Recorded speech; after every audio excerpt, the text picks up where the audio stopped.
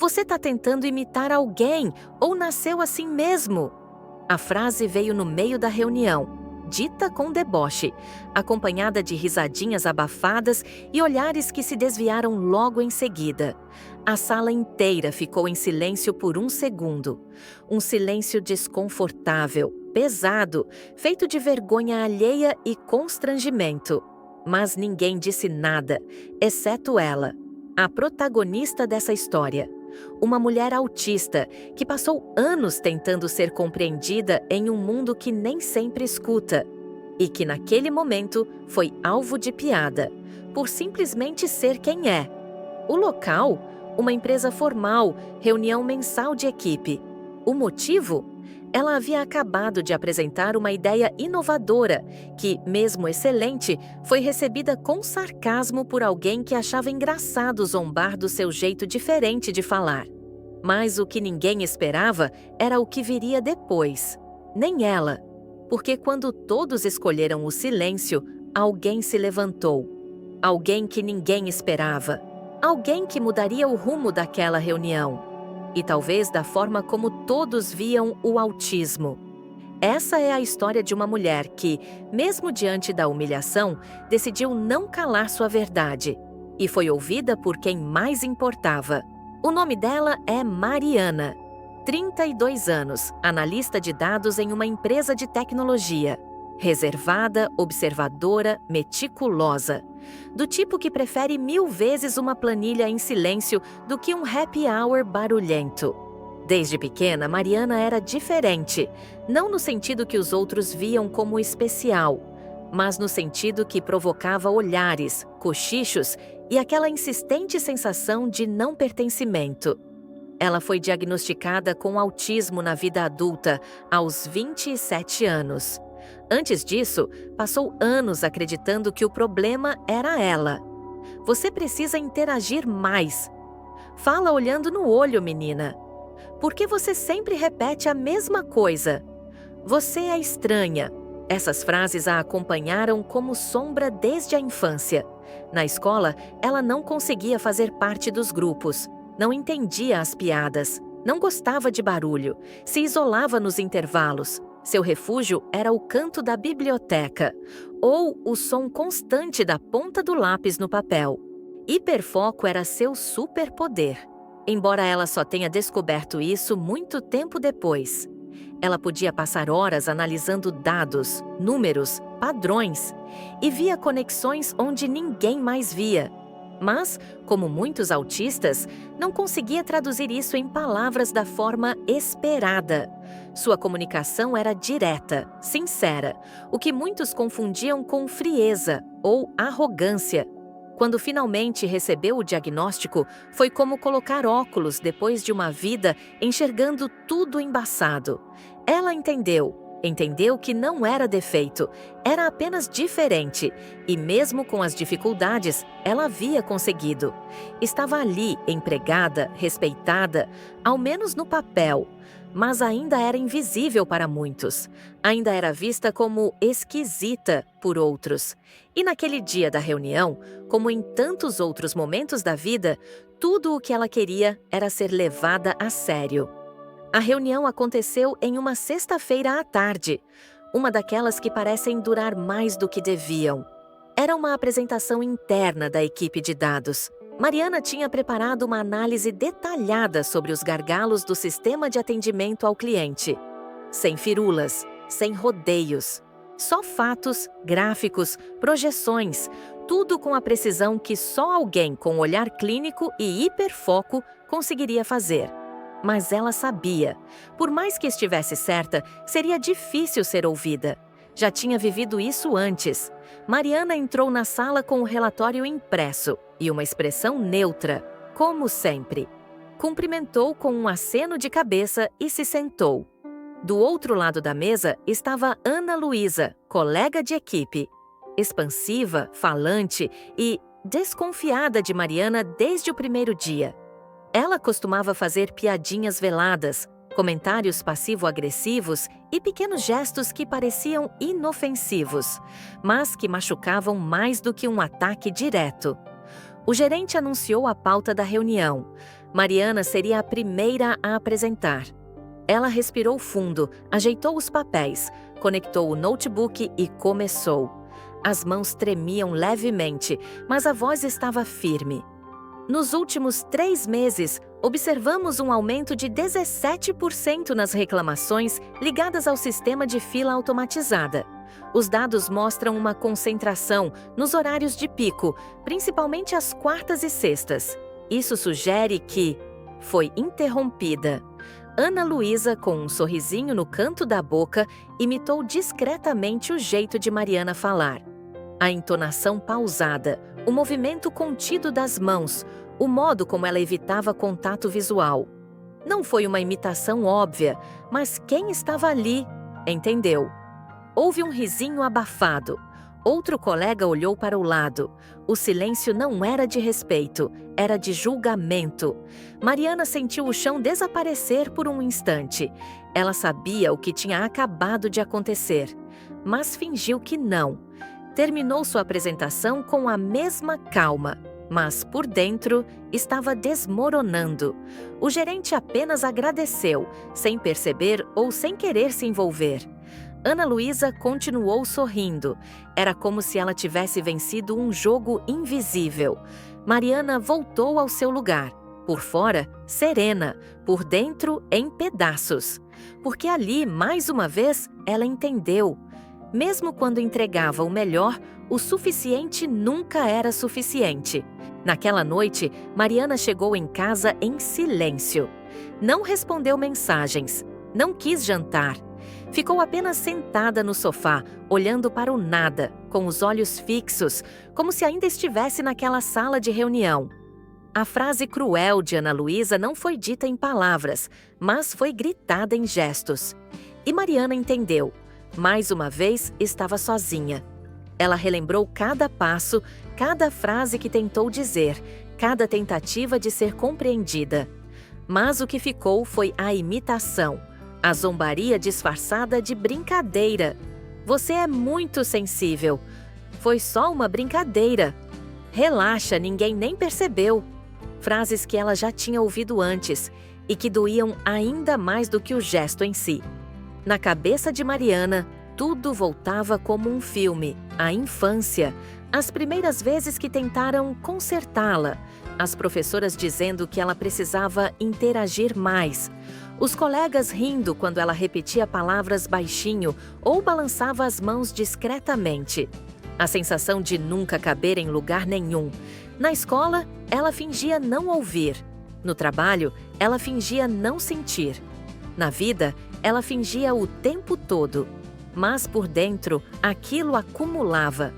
Não era só sobre a imitação, era sobre tudo o que aquilo representava. No sábado de manhã, Mariana pensou em desistir do trabalho.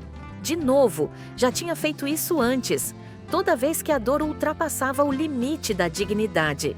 Mas algo a impediu. Ela lembrou do irmão mais novo, Pedro, 9 anos. A única pessoa que realmente a entendia sem precisar explicar nada. Ele não sabia nomear o que ela sentia, mas ele sentia junto.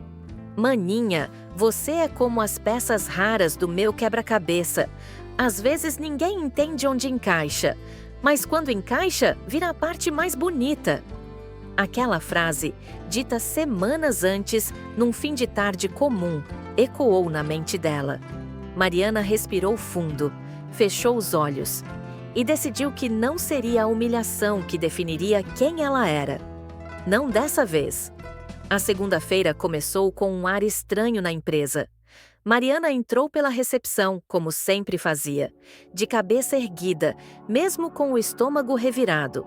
O que ela não sabia é que aquele dia estava prestes a virar uma página que jamais esqueceria. Na sexta, após a reunião, o diretor-geral da empresa, Sr. Raul, havia recebido uma mensagem de um dos presentes. Alguém que não riu, alguém que não achou graça e que gravou discretamente a imitação de Ana Luísa.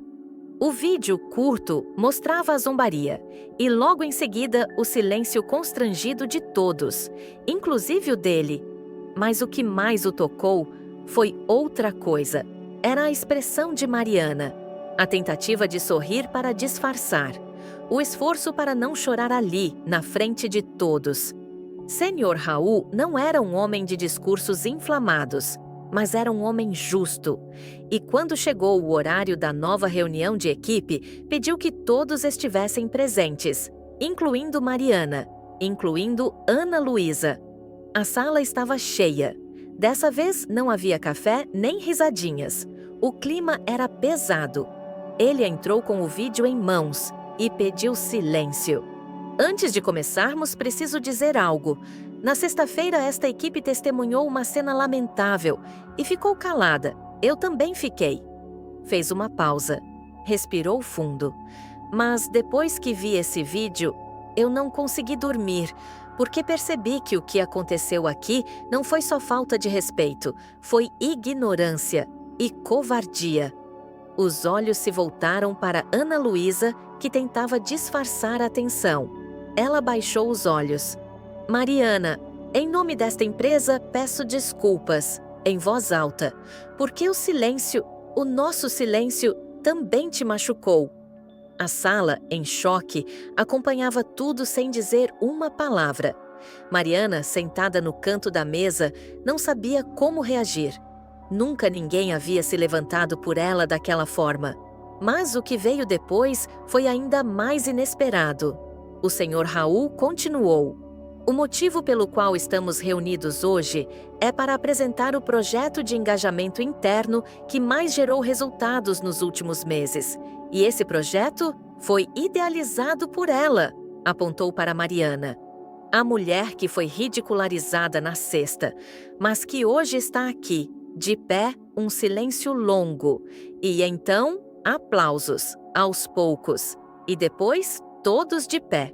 Ana Luísa, vermelha, saiu da sala antes que os olhos se encontrassem de novo. Mariana não sorriu para se vingar, não chorou para comover. Ela apenas ficou ali, sendo ela, e pela primeira vez, sendo reconhecida por isso. Mariana saiu da sala em silêncio, com os olhos ainda marejados, mas com um novo peso no peito, o de ser vista. Enquanto atravessava o corredor principal da empresa, alguns colegas que antes desviavam o olhar, agora a cumprimentavam com um leve aceno de cabeça, um sorriso sem palavras, ou simplesmente respeito.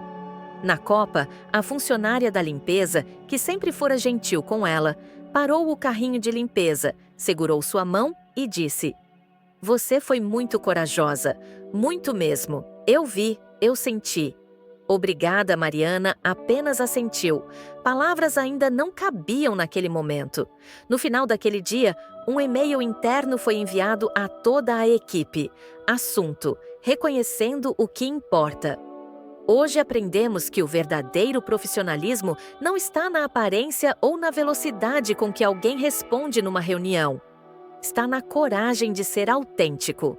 Mariana, sua contribuição não é apenas técnica. Ela é humana, e é disso que precisamos mais do que nunca.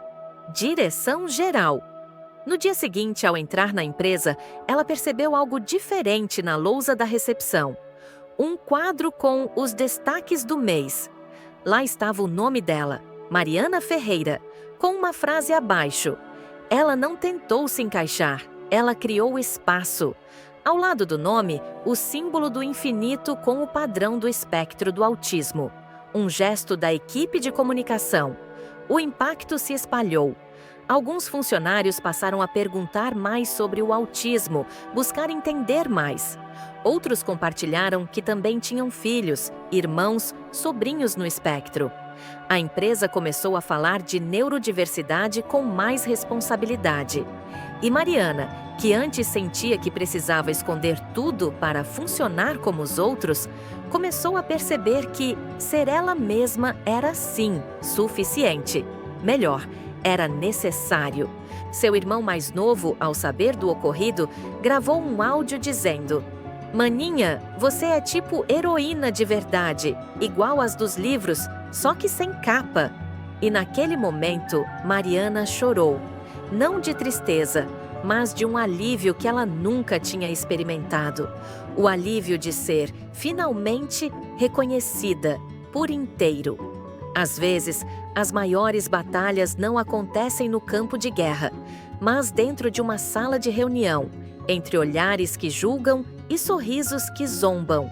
O que Mariana viveu não foi apenas um episódio de desrespeito, foi um espelho do que muitas pessoas autistas enfrentam todos os dias.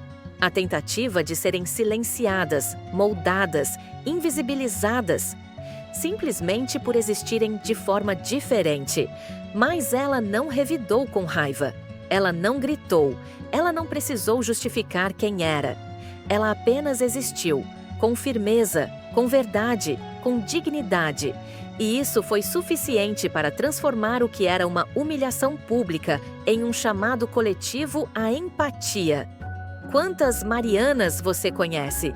Quantas estão tentando apenas participar, colaborar, contribuir, mas são podadas porque não se encaixam em um molde apertado demais para a beleza que carregam? O autismo não é uma sentença, não é um defeito, é uma forma legítima e muitas vezes extraordinária de estar no mundo. E neste mundo tão barulhento, tão apressado, tão impaciente, talvez o maior ato de revolução seja parar, olhar nos olhos e ouvir, de verdade, quem nunca teve espaço para falar. Então, se um dia você se encontrar numa sala onde alguém é ridicularizado por ser diferente, não espere que um diretor se levante. Seja você a levantar, porque às vezes basta isso para mudar tudo.